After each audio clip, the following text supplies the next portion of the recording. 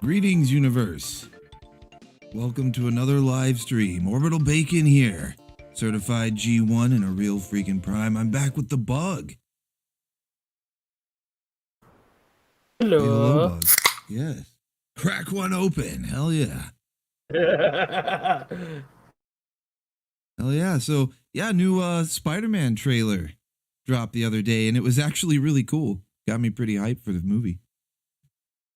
Oh yeah, it was fun and exciting to watch it, you know? Yeah. Like, I haven't been too excited for much from the MCU lately, like ever since Endgame. I even passed on the last two Spider-Man films. The only thing, and it's not even really MCU until the very end of the most recent movie, spoilers, but Venom is like the only thing that I've really been paying attention to since Endgame. So yeah, this trailer though got me pretty excited. And there's like plenty to talk about. We can like dissect the thing here. Yeah, a lot to handle, and it definitely this trailer got me far more excited than the last three things I got out of MCU these days. Indeed. Well, let's get right into it because yeah, we got Delilah, Britformer, Destiny, the Moon, Superion. Hell yeah, good to see you guys in the chat. So we got some people hanging out. So yeah, we'll talk about what we saw that caught our eyes in the trailer here, and if anybody saw something they found was interesting, feel free to put it in the chat. See what we think about it. But the first screenshot that I have up here is of Dr. Octopus because he was one of the main focus of this trailer. He was already revealed previously in the first trailer. You know, we knew he was going to be in the movie, but we got to see a good bit of him here in this one, and it seems like he's going to have quite an interesting role to play. What did you pick up from this?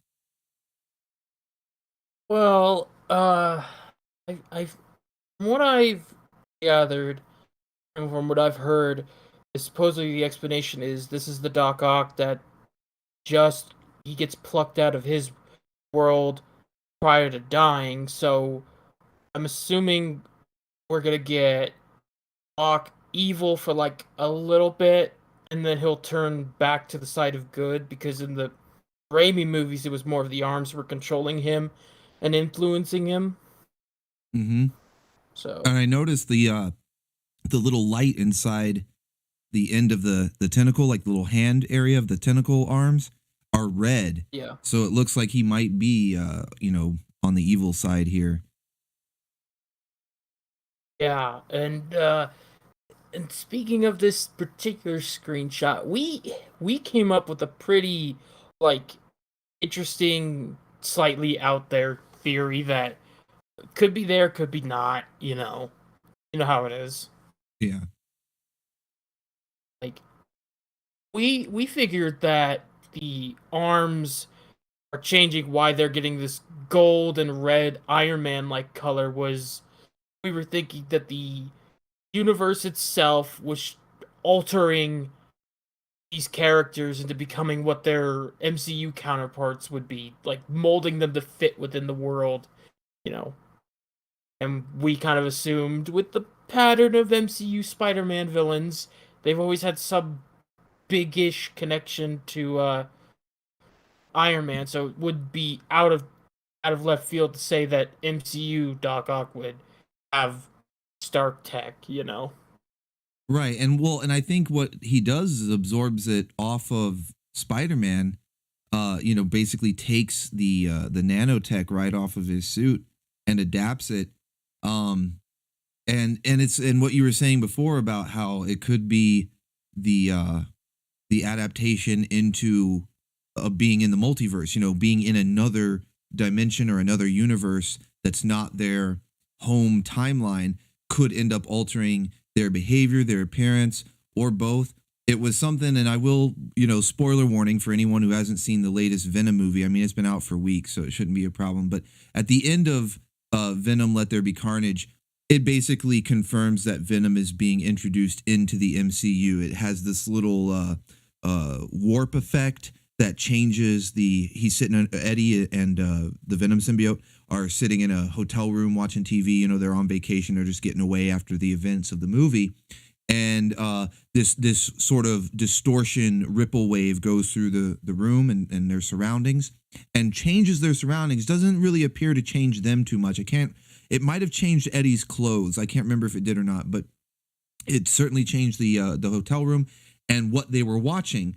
And what ended up being on the TV was Tom Holland's Spider-Man, and the Venom symbiote seemed to react to it. So I don't know if the Venom symbiote gained new knowledge by being drawn into this new timeline, or if it's just sort of meant to be a little nod, like a little wink and a nod, like, oh hey, the symbiote recognizes Spider-Man. But that could be something that leads into what you're talking about here with this new appearance that the Doc Ock arms are taking on here, where it could be the result of the timelines merging or being open and spilling into each other, whatever's happening exactly. Yeah, and it's like it would explain a few things. Like it would explain why, of course, why Otto's arms are looking a little bit different. It also would explain why Electro has this radically different look that he did in Amazing Spider-Man 2. So it's like maybe, and I mean, like for all we know, it could be just Peter's nano suit thing, just the arms, and then that's probably it. And we're just overthinking it, but you never know, right? I mean, it's just fun to think about these things. I think that one thing's for certain is he definitely is taking Stark tech, because that's what the nano suit that Spider-Man or Peter Parker wears, right? It's from Stark, right? Yeah. So he does end up with Stark tech on those arms, which is a cool. It's something that's pretty cool to see happen on the big screen, you know, because Doc Ock, we've only really ever seen him from the Sam Raimi film, and not only are we getting him back, but to have this like instant mix up into the MCU, because Tony Stark is specifically MCU. He's what launched the MCU really, and so yeah, that's pretty awesome. He's getting Stark tech on those robot arms. That's pretty cool.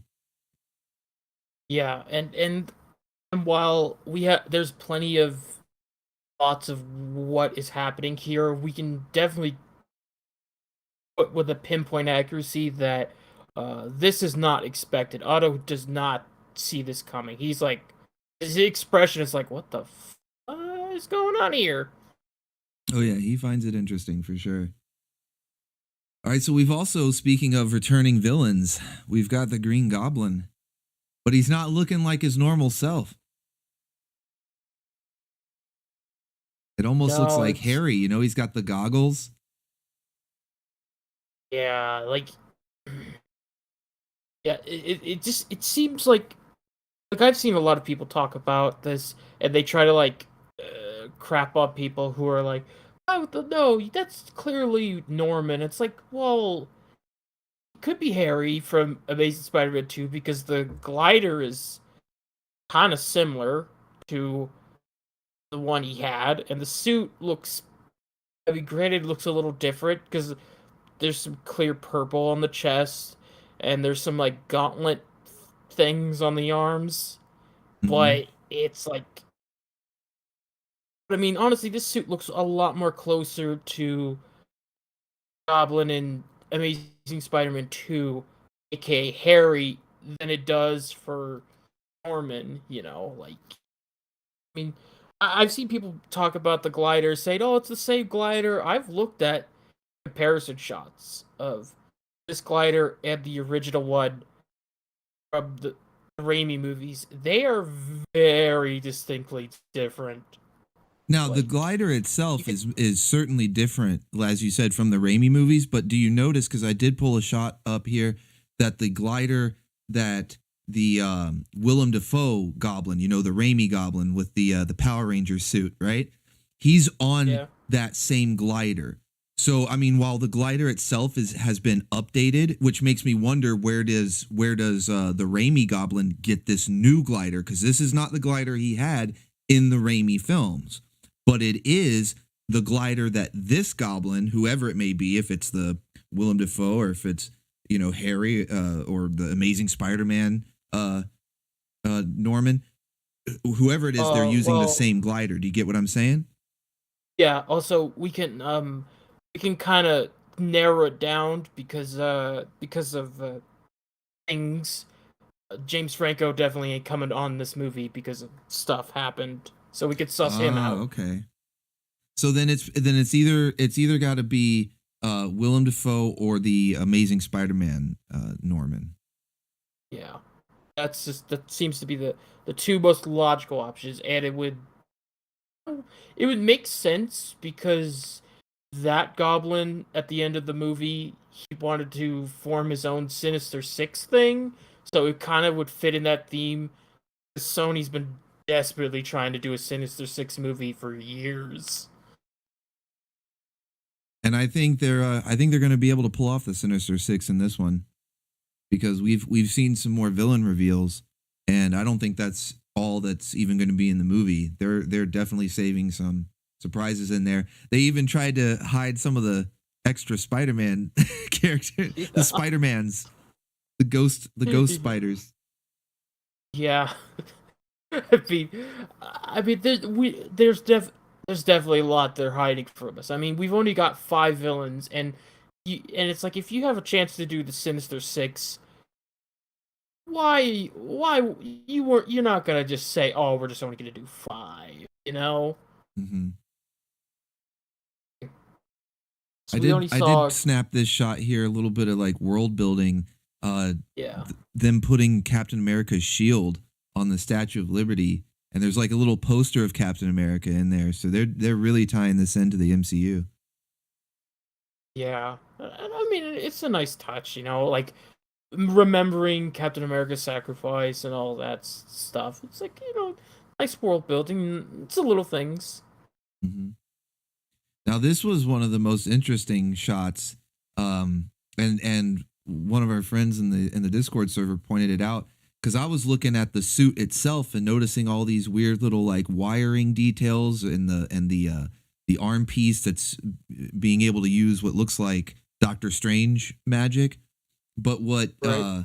what our buddy in the Discord server pointed out is notice he's got a cell phone or a smartphone, whatever you want to call it, taped, like duct taped to his chest. It's right up around his collarbone area. And it looks like that you got like MJ and Ned on there, I guess. And you can even see wires on his shoulder there too. I guess, powering it, keeping it charged.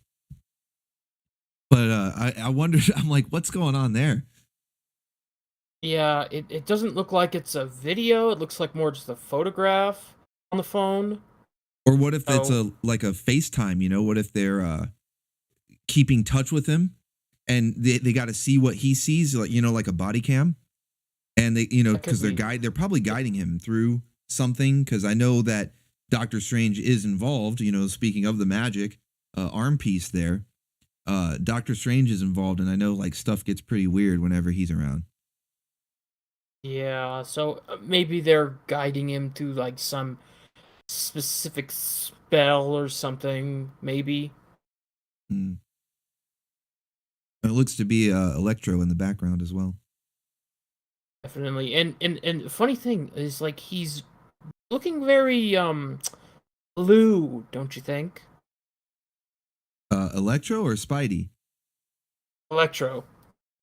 Yeah, he's got a bit of a blue tint there. I don't know if that's just the highlights of the electrical effect because he has more of that yellow electricity that the classic Electro, like the comic book one, that had that big yellow mask. Which I wonder if I got a shot of that. Oh, that's that big empty shot where there. Where are the other Spider-Mans? Yeah. Well, I just wanted to I was only bringing that part up was because, you know, it would fit in with the theory of MCU's alterations of these characters. Like maybe this is when we see Electro change from the Blue Man group into the more comic accurate look he's got. Well, he's definitely not that blue like electric eel version that we saw in Amazing Spider-Man 2 because in pretty much any screenshot you can see he's still got, like the clothing and the gear. It's like a vest, like a wire rig or something that he's got rigged up, and it's got the Yeah. electricity going all through him. And what's cool is that it forms the electricity like forms that mask around his face. So he's not actually wearing like a big goofy mask, but the electricity sort of creates it. Like I found the screenshot there. I thought that's pretty, things like that. Those are creative little nods. It's not just like, oh, we're just going to drop this character. Look, there he is. It's like, no, we're bringing back a character, but we're going to do a new take on him. And instead of just putting a big goofy mask or not doing the mask at all, because they could have just not done it at all. They could have been like, nah, that's stupid. We're not going to do it. But I feel like this is pretty creative, using the electricity form around his face like that. And Yeah, I'm all for it works in creativity, that so hell yeah. yeah, yeah, it works in that perfect compromise where it's like, okay, you get the mask in a sense without it being like a little bit over the top and ridiculous. Mm-hmm. Mm-hmm. Yeah, because And it's not I've on him all the time. yeah, so it kind of so you can kind of have it a bit both ways. I've also seen a few screenshots of this. So the pieces he's wearing, the vest, it looking very similar to the vest that Whiplash wore in Iron Man 2 when he tried to kill Tony on the racetrack. Yeah, yeah. It even has something that looks almost like an arc reactor in the chest. Yeah, so either maybe the changes of the universe is doing it, or maybe one of the other Sinister Six made him a vest thing to kind of like contain him, and as a result, it makes him look more like this instead of his Blue Man Group makeup. I'm all for it. I think it looks pretty cool. Oh yeah, definitely. And here we've got a shot of the other villains because we mentioned the Sinister Six earlier. And so what we've got here confirmed is we know that Doc Ock is going to be in it. We know that Green Goblin is going to be in it. That's two, right? And then here we see Right? Electro, Sandman, and the Lizard. So throw Mysterio in there, and you've got your Sinister Six. Yeah, I mean, like there's like so many options you could go with for Sinister Six. You have Mysterio, which would be probably the most likely option. He's pretty fresh in people's like minds in terms of Spider-Man stuff. So obviously he would be useful. You got Vulture if you want to whip him out. You know? Yeah, I never thought about that because, like I said, I kind of passed on the first couple of these Tom Holland Spider-Man movies. But yeah, they could bring back Vulture. I believe he was a member of the Sinister Six at one point. I think he might have been one of the founding members, I believe.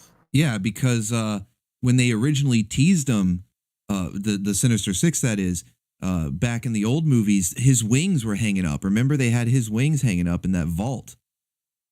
Yeah, the Amazing Spider-Man 2 had the wings, the arms, and then of course you had the Rhino suit at the end, but I don't think they're getting that out because let's be honest, that was pretty bad. No, we can pass on Rhino. We don't need Rhino, but Yeah, yeah, unless it's Mysterio. like a Hey, what's up, Taser? And what's up, Mimo? Mimo says Mysterio for No Way Home. And Mimo, shout out to you, man. You're the one. Mimo was our guy who pointed this out here. The smartphone duct tape, straight up duct tape to his chest. That's a body cam. That's how you do a body cam right there.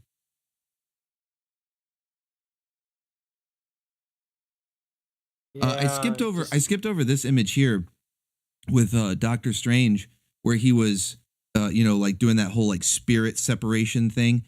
But what I wanted to take note of in this shot is that little cube. It's like the cube from Transformers. Like Spider Man's gonna go make his own Autobot somewhere. So like, what is that thing? no, it clearly has to be important because he was holding it prior to the Soul Punch, like Well, so it seems to be either what Doctor Strange is sort of upset about is that he took it. It's like he wants it back.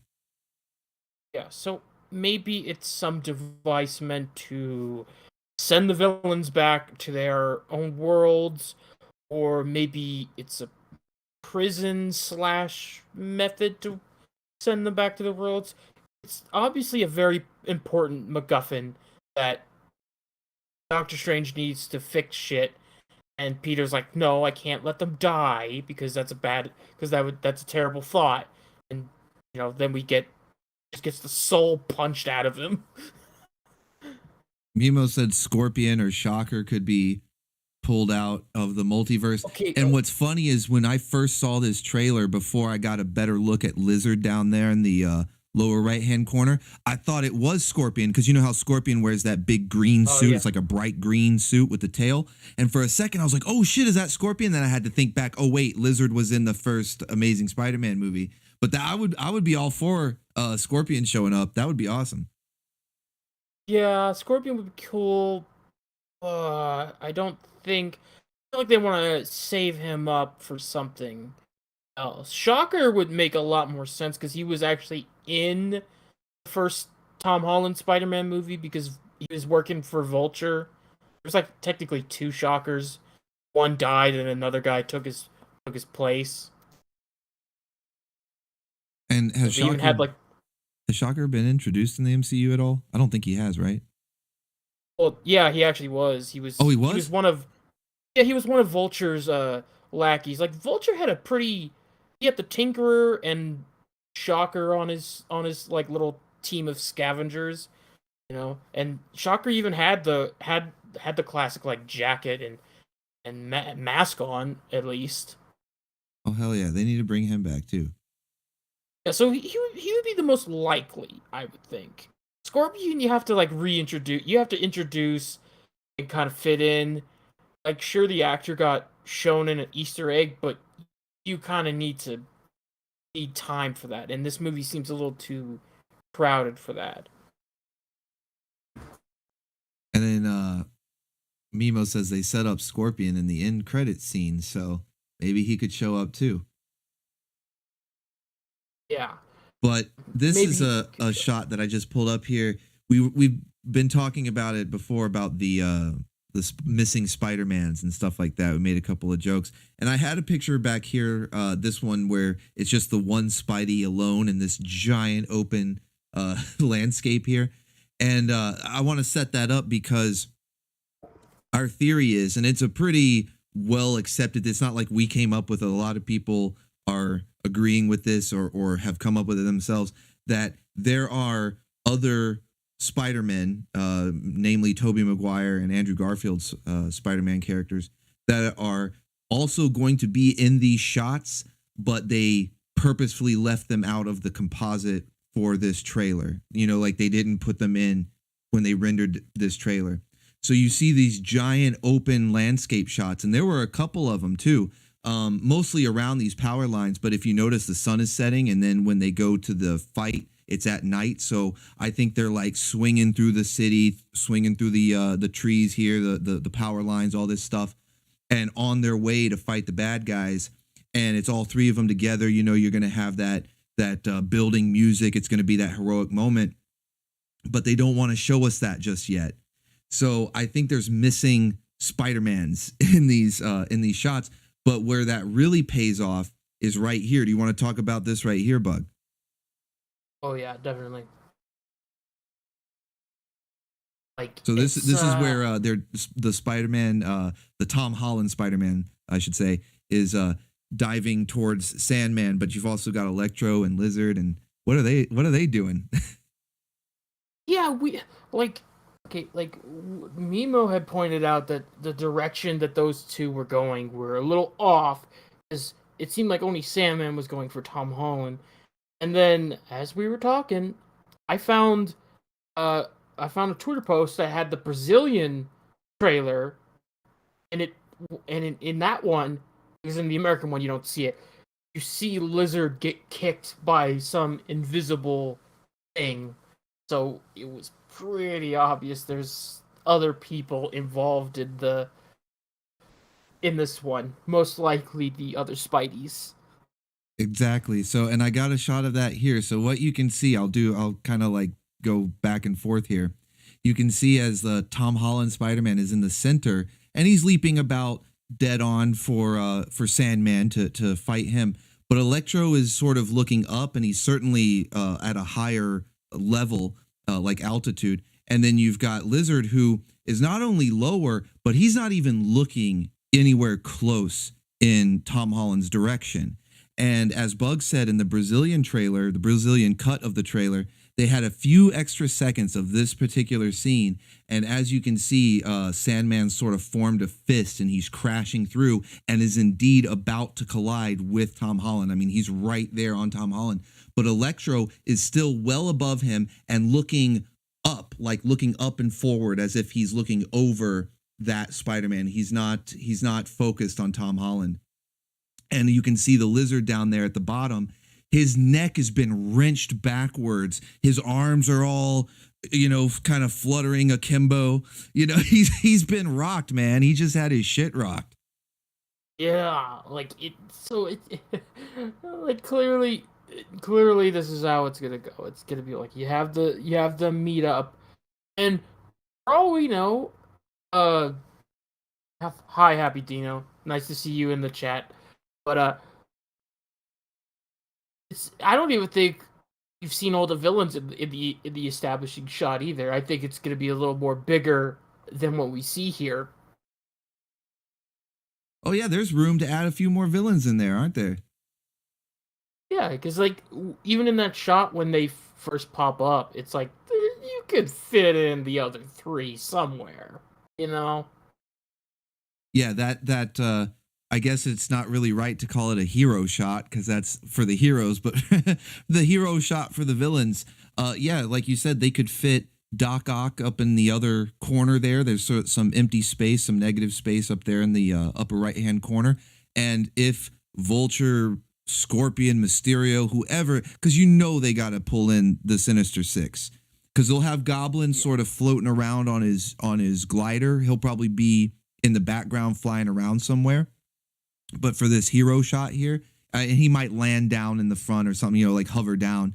But for this hero shot, you'll probably see a couple extra villains added in, just like there's some missing Spider-Mans in here. Yeah, it's gotta be it's probably way bigger than what we're thinking. Like it's gonna be like even if it's maybe just one Spider-Man or in the other shot as well, it's very obvious there's a lot that we're not seeing. You know, Yeah, there's too much empty space. There's no way they would leave that much empty space in a shot like that.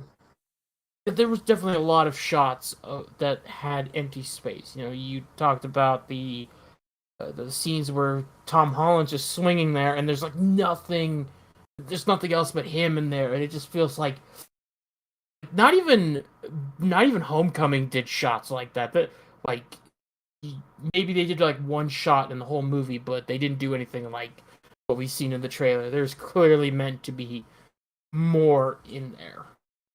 Now, a theory that we were discussing the other night that I thought was interesting, because talking about how there's clearly missing characters here, and people were saying, "Oh, is it going to be 3-on-3 where each alternate Spider-Man goes against one villain?" And I'm thinking no, because they're going to bring the Sinister Six in, so maybe it would be 3-on-6, but it could also be 6-on-6, because there are shots in the trailer, or little scenes where you hear dialogue between Dr. Octopus and some of the other characters like Peter Parker, but also MJ and Ned. And it sounds semi-friendly, So I'm wondering if he's going to, because he did sort of have a redemption right at the end. That's basically what led to his death. Like, all these villains are characters that died at the hands of Spider-Man, is what the gimmick is here. And that's what led to his death. Or I shouldn't say at the hands of him, but they died, in their scenarios. And that's sort of what led to his death, was that he was trying to redeem himself, and put out that explosion at the end of Spider-Man 2.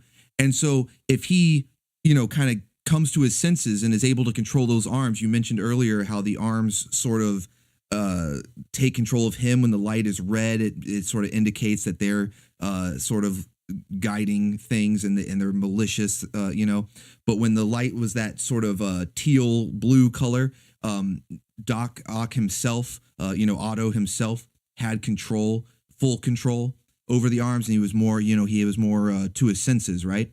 So what if Doc Ock ends up joining the good guys? Because, we've got Goblin, but we've clearly got two versions of the Goblin. Whether it's the Willem Dafoe, the Sam Raimi Goblin, just in a different suit, or if it's the Amazing Spider-Man Goblin, we clearly have two Goblins. So rather than Doc Ock being a member of the Sinister Six, it could be two different Goblins, and then these three that you see on screen and Mysterio. Right? So you could end up with the Sinister Six being comprised of that. So Doc Ock would be on the good guys team. So you got three Spideys, you got Doc Ock, then you can bring in, let's see, you got Doctor Strange, and then you've got, and this could be a spoiler, so hopefully I'm not spoiling it for anybody, because this is just sort of like a potential leak / rumor thing. Take it with a grain of salt, but we might be seeing Daredevil in this movie. And that would make 6 for the good guy team. So we could end up with like a 6-on-6, kind of battle royale. It could be pretty awesome. Yeah, and plus it would work lore wise because this scaffolding is perfect for him to be acrobatic, and then he has history fighting Electro, so it kind of would fit that comic booky lore theme. Yeah, yeah. Happy Dinos. Like, never thought I'd hear someone talk about however you say his last name, but Dane's Goblin, the Amazing Spider-Man Goblin, possibly. I don't know if we're necessarily talking about him positively, just that it might be him. Well, yeah, I think it was just the fact that we're talking about this other one was like a positive light, even though it was a pretty bad interpretation of him. I mean, let's be honest, no one liked Meth Mouth Goblin. No, yeah, it was pretty bad. But there's a Yeah. possibility for all of those things, plus the villains we were discussing before, because it's like has already been indicated with Doctor Strange. It's clearly a multiverse and something unstable is going on. I liked how they gave us that shot of these. It looks like a crack in space time or something going on here. Yeah, it just it's kind of it's interesting. Like I like maybe something else is happening as a result of all the villains popping in, or maybe they're gonna try to do something. I don't know, but I like that clip because it's kind of like you see at the end where Doctor Strange is like, "I can't hold them. They're all coming in." It just makes you go like, well, who's coming in? Like, I'd like answers." Exactly. See, he said. I'm glad you brought that up because when he says I can't hold them, they're coming in. Obviously, it's in reference to these space time distortions or whatever. But are we going to see even more? I mean, we're kind of focusing on the Sinister Six, but man, this could be where Venom comes in, right? Because he could say one of the people, if he can't hold everybody, he's probably going to be able to hold some characters back, but let's say a few spill over. Venom could be one of them. It would seem most likely that Venom would probably they would probably spit him out. I would imagine if he doesn't pop up in a scene, they'll give him an end credits thing where we see him pop in, and then they'll save all that up for the next Venom Spider-Man movie, because I don't think because those two meeting is too big of a movie to do here, you know. And one other possibility that we should consider, and this is, I'm basing this just on business, like kind of a business minded decision, would be, Oh yeah. and would be Morbius at probably either the very end or even an in credits, like a post credits scene, because that movie's coming up. They got to get people hyped for it. I mean, that's business. You got to do whatever you can. Obviously, they're going to have trailers and merchandise and all that, right?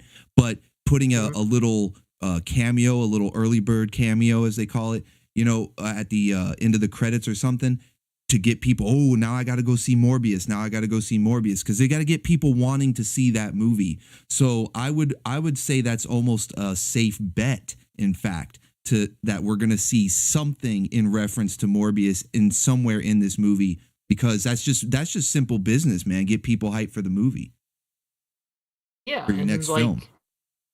yeah, and also it's kind of like the first trailer to Morbius. It even had a like a wallpaper.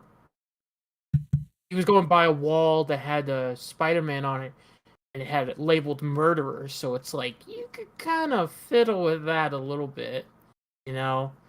Like it's just there's possibilities. Like obviously Sony's gonna want to do. Is gonna want to get people excited to watch stuff from their side of the table. So that's Venom, Morbius, and whatever particular character they got under the Spidey brand. Yeah. There's gonna be plenty for us to still see. Like, we're playing detective here. We're saying, oh, there's gonna be this character, that character. Regardless of what we guess, I bet there's still gonna be like tons of cool shit that is gonna surprise us completely. Like this is Yeah. the first movie from Marvel that I've been really excited to see in a long time. Oh yeah, definitely. Like, and it's just the fact that this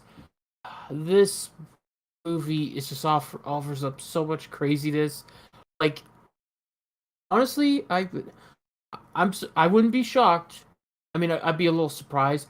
I wouldn't be shocked if they did something like really, really crazy, like oh yeah, we're taking these characters out of the Raimi movies and the Amazing Spider-Man movies.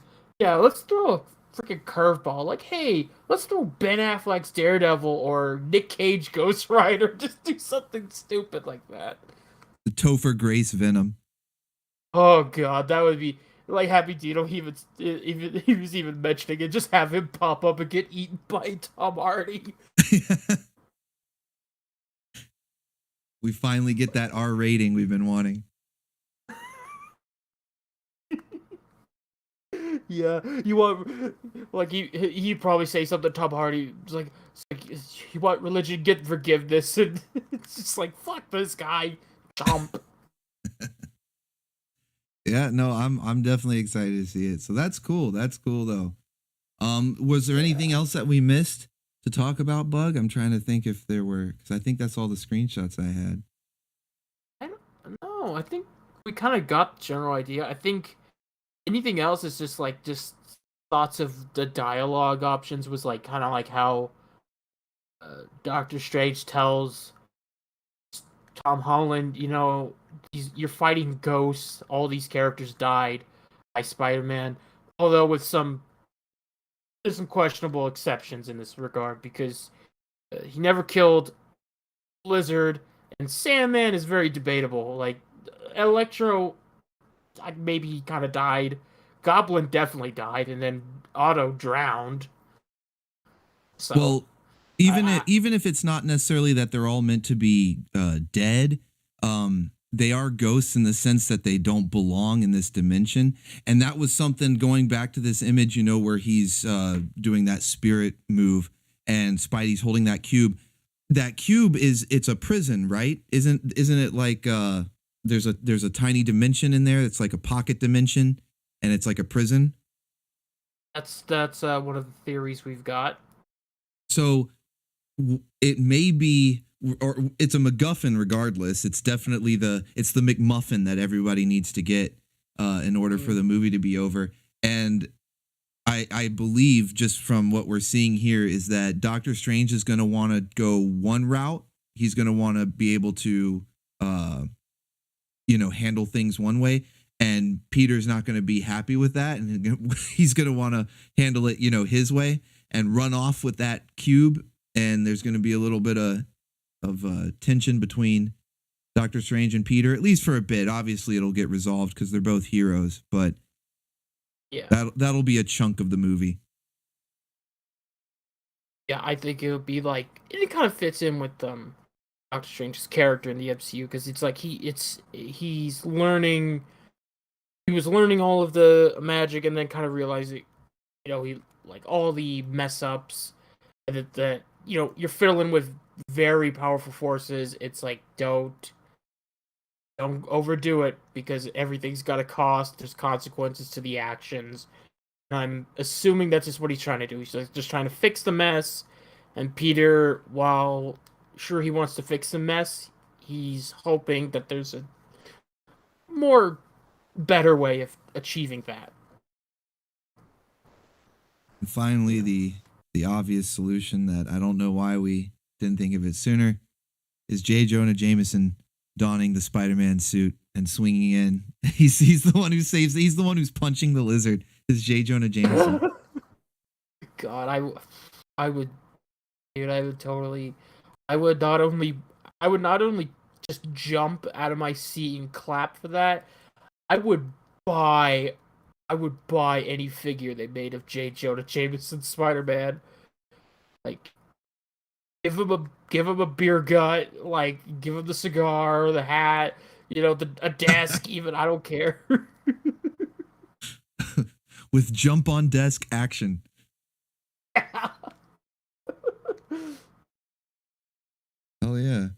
Well, it was good talking about this with you, Bug. I think we should do more detective work on these movies and shows as information comes out, because it's always fun to Oh, speculate, definitely. and then you go watch it and you come back and compare notes, because what we can do is, after the movie's been released, come back and do another one of these streams where we go, oh, we were right about this, wrong about that, surprised by this, let down by that. Hopefully not let down by anything, but Yeah.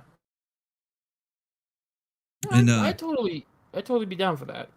awesome, awesome, hell yeah, man. And hopefully you guys in the chat enjoyed this. You know, we were doing something a little different than what some of the recent streams have been. But like I said, this was the first trailer that really excited me to see a Marvel movie in a long time. You know, not counting Venom or anything, because to be honest, that movie was kind of a letdown. But yeah, this is the first trailer I've seen where I'm like, okay, I'm hyped. I want to see this. I like to speculate. You know, I like to make predictions and stuff because I don't really consider that spoilers because I don't know if I'm right. If I end up being right, that's cool. It's not really a spoiler though because I'm just guessing. That's what we're doing here. We're just having fun. So hopefully you guys enjoyed this, and I want to thank Bug again for joining me here. There is a link to his channel in the description below. So if you guys want to go check out his channel, he also does live streams and discussions on comic book movies and TV shows. You just watched Batwoman, didn't you, Bug? Regretfully, yes. Oh, you're a brave man, brave soul, brave Bug. So thank you for joining me, my friend, and we'll be back with another stream. I'll probably be doing one tomorrow night. And until next time, this is Orbital Bacon and the Bug signing off. Signing off.